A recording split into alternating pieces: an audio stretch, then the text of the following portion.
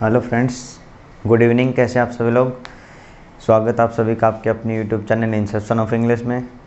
आज हम फ्रेंड्स बात करने वाले हैं, जैसा कि राइट डाउन है, टाइम एंड टेंस पार्ट 4। आपसे पहले 3 क्लासेज हो चुकी हैं, लिंक डिस्क्रिप्शन में मिल जाएगी या फिर चैनल पे आप जाके देख सकते हैं। 3 क्लासेज हो चुकी हैं।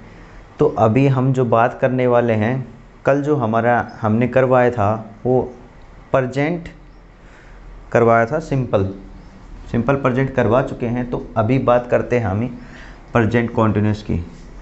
प्रेजेंट कॉन्टिन्यूस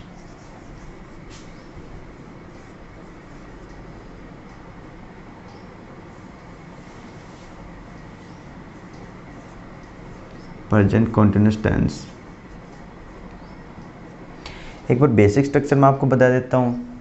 सब्जेक्ट हो गया, प्लस में इजमार हो गया, प्लस वर्ब के फर्स्ट फॉर्म के साथ आईएनजी फॉर्म हो गया, प्लस में ऑब्जेक्ट हो गया, फुल स्टॉप हो गया। कोई काम प्रेजेंट कॉन्टिन्यूस में आपने हिंदी में पढ़ा होगा, रहा है, रही है, रहे हैं, ऐसे आता है। तो इसका मतलब कोई काम जारी है। प्रेजेंट टाइम में कोई काम कंटिन्यू, कंटिन्यूस मतलब कंटिन्यू। कोई भी काम प्रेजेंट में कंटिन्यू हो रहा है, मतलब कोई काम जारी है प्रेजेंट में, वहीं प्रेजेंट कॉन्टिन्यूस कहलाता है। ठीक है फ्रेंड्स। सब्जेक्ट प्लस में इजमार प्लस वर्ब के फर्स्ट फॉर्म के साथ आईएनजी फॉर्म प्लस में ऑब्जेक्ट।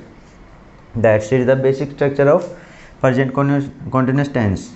रूल इस पे जो बनते हैं, रूल नंबर 5 इसका, और वैसे 4 नंबर रूल है हमारा।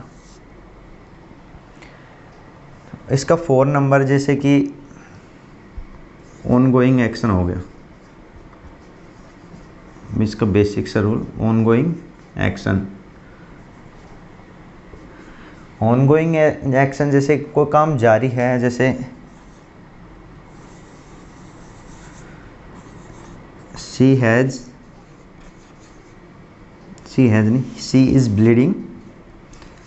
Is bleeding because her hand has had a cut। She is bleeding because her hand has had a cut. और अब आप कहेंगे सर हैज और हैड आपने एक साथ कैसे यूज कर दिया? भाई साहब, हैव की थर्ड फॉर्म होती है, ये आगे आपको वर्ब में सिखाएंगे। हैज हैड ए कट, उसके हाथ में एक कट है, इसलिए उसको ब्लीडिंग हो रही है। इज ब्लीडिंग, काम जारी है, ब्लीडिंग हो रही है क्योंकि उसके हाथ में कट है, ऑनगोइंग एक्शन है। रूल नंबर 4 और कंटिन्यूस का फर्स्ट नंबर रूल क्या कहता है? कोई काम जारी हो, ऑनगोइंग एक्शन हो, तो उसके लिए कंटिन्यूस टेंस का हम यूज़ करते हैं। ठीक है फ्रेंड्स। आगे हम बात करते हैं, जैसे कि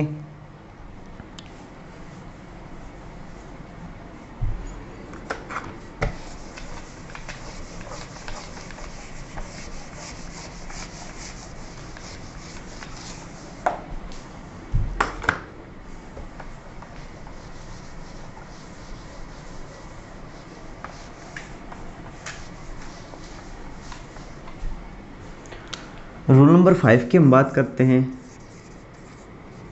रूल नंबर 5, तो कोई चेंज इन प्रोसेस या ग्रेजुअल इंक्रीज हो।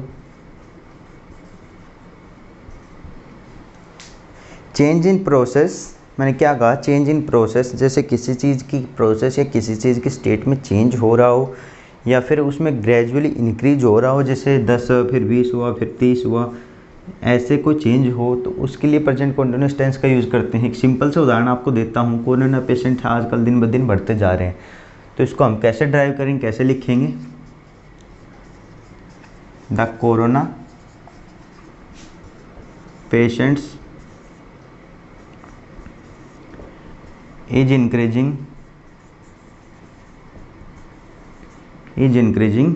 day by day। The corona patients is increasing day by day।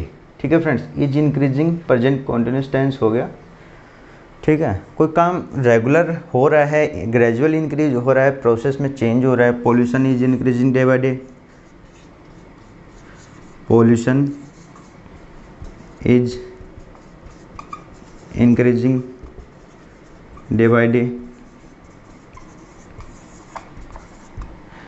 Pollution है उसमें भी कमी नहीं आ रही है, धीरे धीरे बढ़ता जा रहा है जो हमारे स्वास्थ्य के लिए हानिकारक है। इज इंक्रीजिंग ग्रेजुअल इंक्रीज है, ग्रेजुअल इंक्रीज है, इसके लिए भी हमने कौन सा टेंस यूज कर दिया, प्रेजेंट कंटिन्यूअस टेंस कर दिया। ठीक है, प्रेजेंट कंटिन्यूअस टेंस। अब आगे जैसे बात करते हैं, रूल 5 हो गया।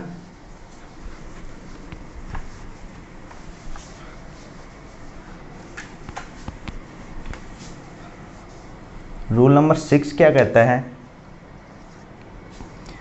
नियर फ्यूचर, नियर फ्यूचर में होने वाली घटना, होने वाली घटना, इंग्लिश में एक्टिविटी। नियर फ्यूचर में होने वाली घटना, कोई काम हो नियर फ्यूचर में होने वाला हो, तो उसके लिए हम प्रेजेंट कंटिन्यूअस टेंस यूज करते हैं। जैसे एग्जांपल देता हूँ, I am going USA next Monday, I am going USA next Monday, मैं अगले मंडे को यूएसए जा रहा हूँ। ये सिर्फ एग्जांपल है, आप दिल पे मत ले जाना। I am going USA next Monday, तो ये क्या हो गया, एम गोइंग हो गया, प्रेजेंट कंटिन्यूअस टेंस है। कोई नियर फ्यूचर में होने वाली घटना इस प्रेजेंट कंटिन्यूअस से दर्शाते हैं। अब आप कहेंगे सर आपने ये भी बताया था कि इसके लिए प्रेजेंट, सिंपल प्रेजेंट का यूज होगा, लेकिन फ्यूचर में होने वाली घटना जो पहले प्रोग्राम्ड हो चुकी हो या प्लान्ड हो चुकी है, उसके लिए सिंपल प्रेजेंट का यूज करते हैं। यहाँ प्रेजेंट कंटिन्यूअस की बात हो रही है नियर फ्यूचर में।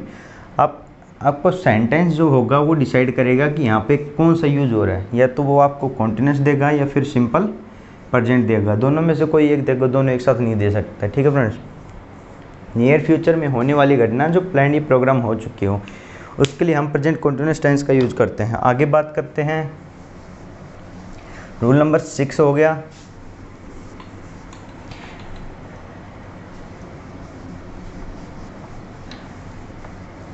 रूल नंबर 6 हो गया। अब रूल नंबर 7 की बात करते हैं। फ्रेंड्स, ये कॉन्टिन्यूस टेंस चल रहा है, मैं आपको धीरे धीरे एक एक करके, आपको थोड़ा फास्ट लग रहा है तो मैं थोड़ा स्लो कर देता हूँ, क्योंकि हमारे जो यहाँ रूल होने वाले हैं लोग लगभग 20 से 30 के बीच में होंगे। ठीक है, तो मैं आपको एक एक करके वो सारे बताऊँगा। आपको मैंने कहा था वो लास्ट तक मैं बोलूँगा, वही अपना वादा रहेगा। 5 से 6 रूल ये से करवाऊँगा जो आपके एग्ज़ाम में डायरेक्ट देखने को मिलेगी, डायरेक्ट उनका यूज होगा। एक होता है कंडीशनल सेंटेंस। कंडीशनल सेंटेंस आपने पढ़ा होगा, वो कुछ लोग इसको टेंस में करवा देते हैं, हम ये टॉपिक आपको अलग से करवाएंगे, अलग से इंक्लूड होगा। जैसे विल का 2 बार एक ही सेंटेंस में यूज हो जाना तो पहले वाला कट जाता है, उसका रीज़न होता है कंडीशनल होता है वो।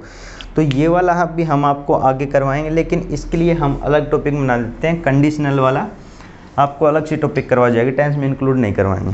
ठीक है फ्रेंड्स, 7 जो हमारा रूल है, स्पीकर या सब्जेक्ट मान लो, स्पीकर के एंगर को दर्शाने के लिए, स्पीकर के एंगर को शो या एक्सप्रेस करने के लिए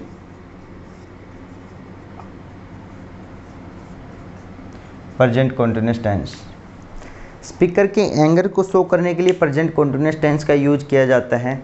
उसमें ऑलवेज और ऑफन, ऑलवेज और ऑफन ये वर्ड भी जुड़े होते हैं। ये ऑलवेज और ऑफन जब स्पीकर का एंगर शो किया जाएगा ना, स्पीकर के द्वारा अपना एंगर शो किया जाएगा, तो ऑलवेज और ऑफन वहाँ यूज होंगे, वहाँ आपको दर्शाएंगे कि ये इसका हो रहा है। तो जैसे एग्जाम्पल हम लेते हैं एक, You are always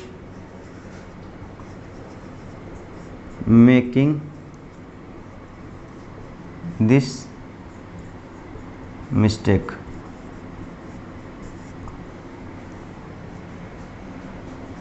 And this annoys या disturbed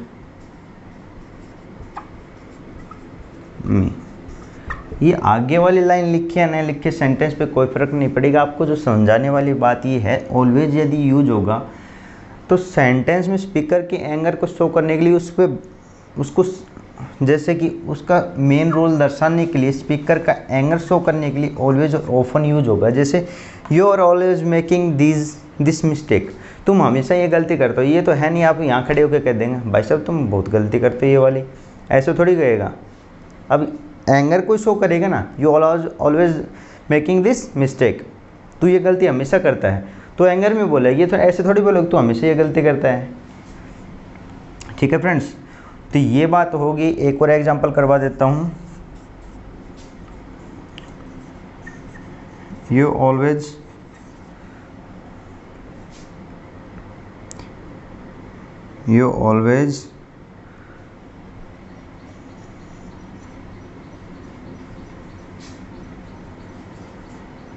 making this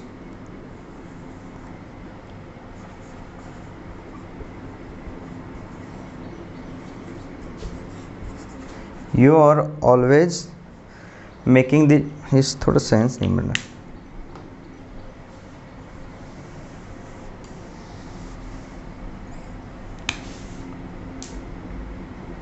you always disturbing me by doing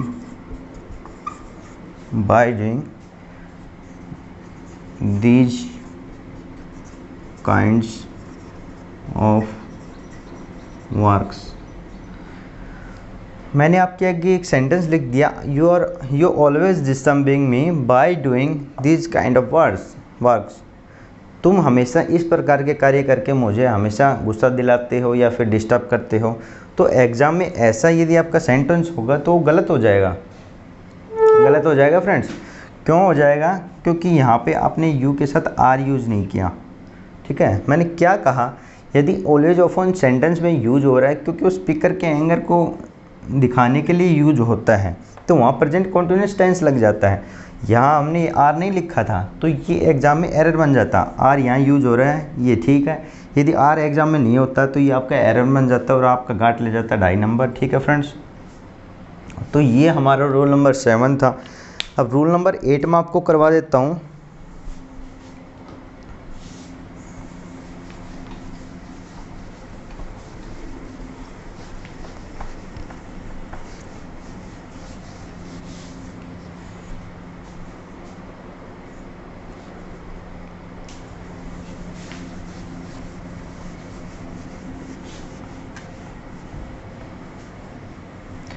rule number H,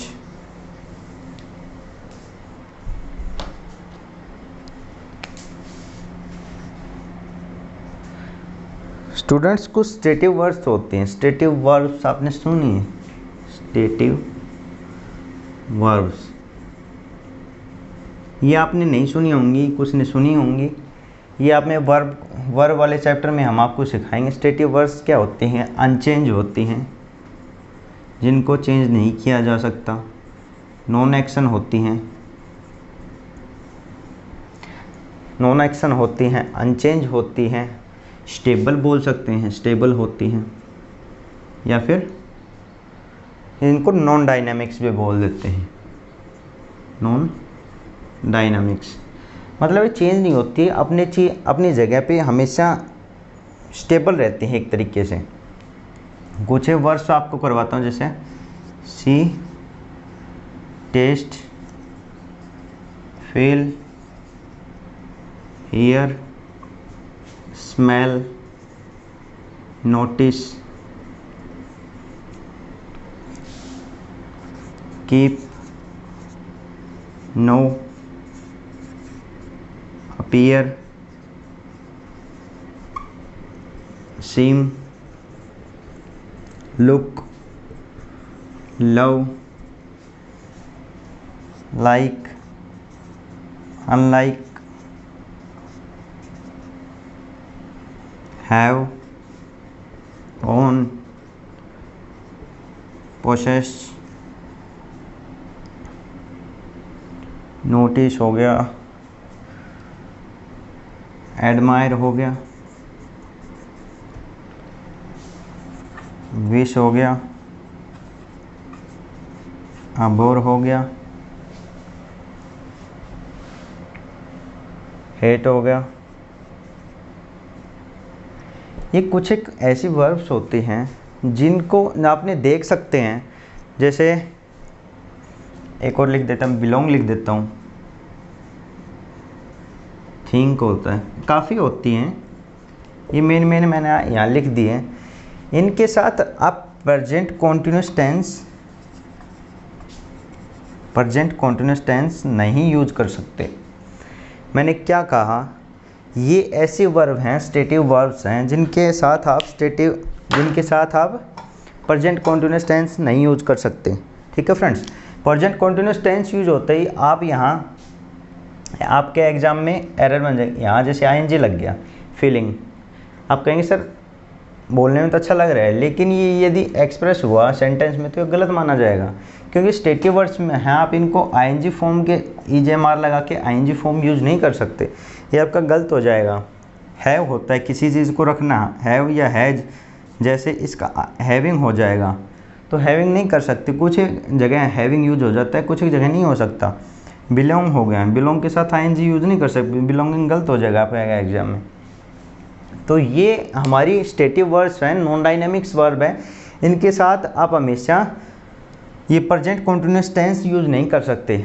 इनके साथ प्रेजेंट कॉन्टिन्यूस यदि आपके एग्जाम में आ रहा है, आपके सेंटेंस में यूज़ हो रहा है, तो वो आपका एरर बन जाएगा वहीं, तो ये आप यूज़ नहीं कर सकते। इसके साथ सिंपल यूज किया जाता है, सिंपल प्रेजेंट। तो जैसे मैं कुछ एक आपको करवा देता हूँ इससे रिलेटेड।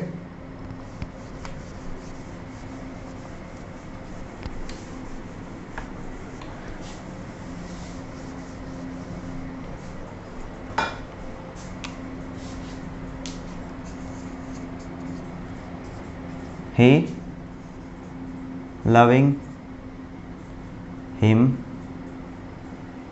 the most। मैंने आपके आगे एक एग्जाम्पल लिख दिया, he loving him the most, वह उसको सबसे ज़्यादा प्यार करती है। अब यहाँ लविंग है, ये आपका एरर बन गया, यहाँ लविंग आप यूज़ नहीं कर सकते, यहाँ आप कहेंगे he loves him the most, वह उससे सबसे ज़्यादा प्यार करती है। ही नहीं, सी करो या सी आएगा, सी की बात कर रहे हैं तो she loves him the most. ठीक है, एक और एग्जाम्पल करवाता हूँ। ऑल दीज फर्नीचर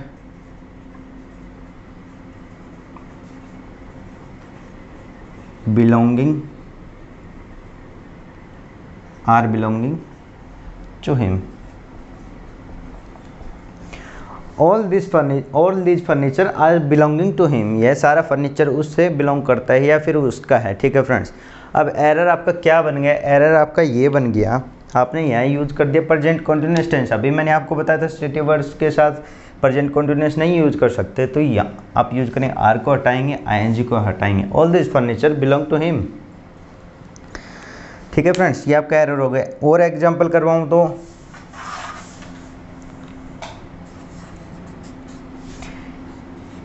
he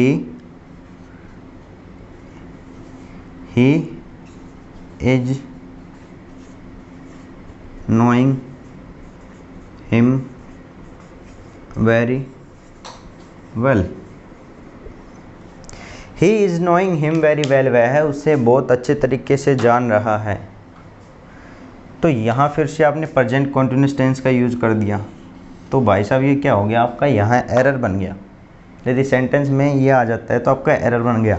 आप क्या कहेंगे, he knows him, he singular है तो इसके हिसाब से नोज आएगा, he knows him very well. ठीक है, ये आपका था स्टेटिव वर्ब्स पे क्वेश्चंस थे आज के, या फिर प्रेजेंट कॉन्टिन्यूस पे बोल सकते हैं। प्रेजेंट कॉन्टिन्यूस टेंस पे कितने एग्जाम्पल हो गए, 1 2 3 4 5 करवा दिए और 3 पहले के, टोटल हमारे 8 रूल हो चुके हैं।